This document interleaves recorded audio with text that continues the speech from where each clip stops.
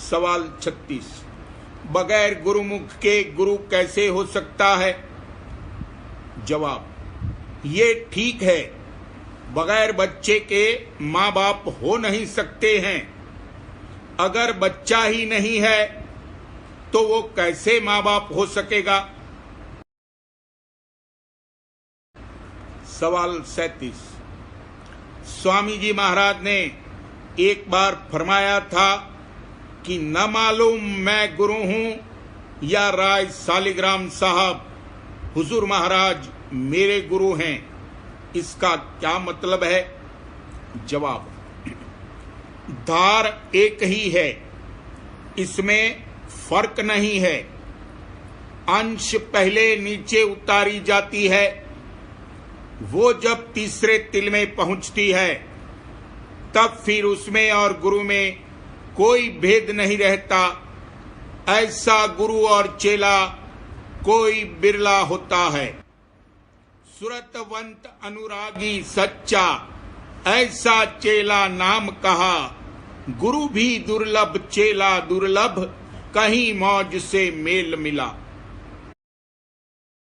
सवाल 38। आजकल चंद सत्संगी खसूसन पंजाब में बाद गुप्त होने हुजूर महाराज के गुरु बन बैठे हैं और बेधड़क प्रसादी देते हैं और कहते हैं कि फला मुकाम हमको खुल गया है और हम में हुजूर प्रकट हुए हैं। ये क्या मामला है? जवाब, ये भी मौत से ही है और इसमें भी जीवों की गड़त है। बड़े गुबार लोगों के मनों में भरे थे, वो झड़ रहे हैं। हुजूर महाराज का चुपचाप गुप्त होना बड़ी मसलहत से था। जिन लोगों से कि हुजूर महाराज के वक्त में कुछ अभ्यास नहीं बनता था और सिर्फ प्रसादी और चरणामृत वगैरह को ही परमार्थ समझते थे, जब वो किसी न किसी को पकड़कर गुड्डा बनाकर बिठाते हैं और उससे प्रसादी लेते हैं। मगर जो सच्चे परमार्थी हैं उनको भी अगरचे चाह इस किस्म की है कि संत सद्गुरु फिर प्रकट हों और सब कार्रवाई बदस्तूर जारी हो जावे, मगर वो जानते हैं कि किसी के बनाए या कहने से संत नहीं बन सकते।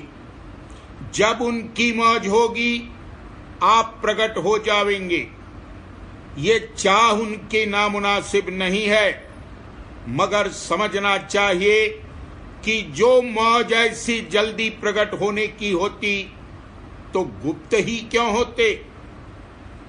जब उन्होंने देखा कि लोग बाहरी नाच कूद में, जो कि आसान बात है, बहुत लग रहे हैं और अंतर अभ्यास में ढीलम ढाल हैं, तो दया करके ऐसी मौज फरमाई ताकि तड़प लोगों के दिलों में दर्शनों की हो और अंतर अभ्यास दुरुस्ती से बन आवे।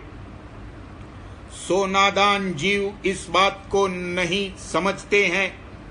आप गुरु बन बैठते हैं, मगर कुछ हर्ज नहीं है, वो भी दुरुस्त किए जावेंगे और झकोले खाकर सत्संग में लाए जावेंगे। बच्चन महाराज साहब, सवाल व जवाब। सवाल 39। मालिक की मौज से जो तरंग पैदा हो और मन की तरंग में किस तरह तमीज हो सकती है? जवाब, जो सत्य की धार से तरंग पैदा हो वो मौज मालिक की समझना चाहिए, और जो तरंग के भोग विलास की काल पुरुष से पैदा हो वो मन की तरंग है। जो मौज से तरंग होती है उसमें हमेशा परमार्थी फायदा होता है, और मन की तरंग हमेशा संसार की तरफ झुकाती है। अब अगर सत्य चेतन की धार से मेला हो तो पहचान हो सकती है, मगर चूंकि वो धार बहुत अंतर में पोशीदा है और वो भी मन के मुकाम पर होकर आती है और जीव की बैठक बहुत नीची है, इसलिए पहचान मुश्किल है।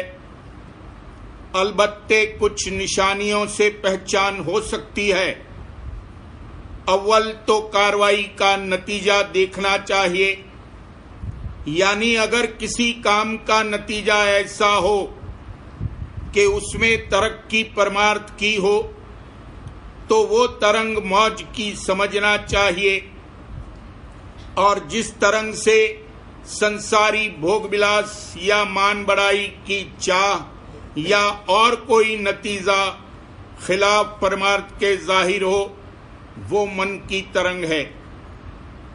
दोयम, अगर किस काम के असबाब खुद ब खुद इकट्ठे हो जावें और फौरन हिलोर थोड़ी उठकर सहज स्वभाव उस काम को किया जावे तो वो मौज से है, बशर्ते कि वो काम नाजायज और खिलाफ परमार्थ के नहीं है।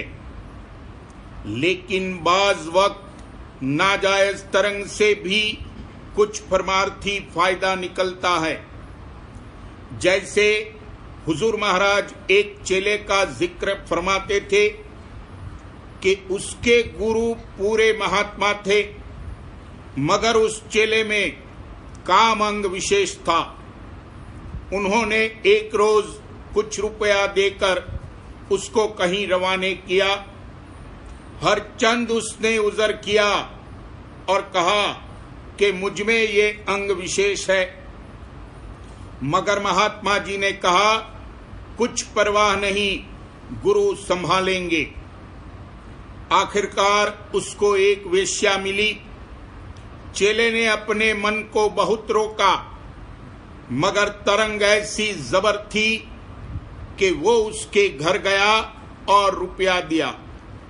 मगर ऐन खराबी के वक्त गुरु महाराज ने उसको दर्शन दिए और वो उनके पांव पर गिरा और दोनों महात्मा के सामने आए और दोनों का परमार्थी लाभ भारी हुआ।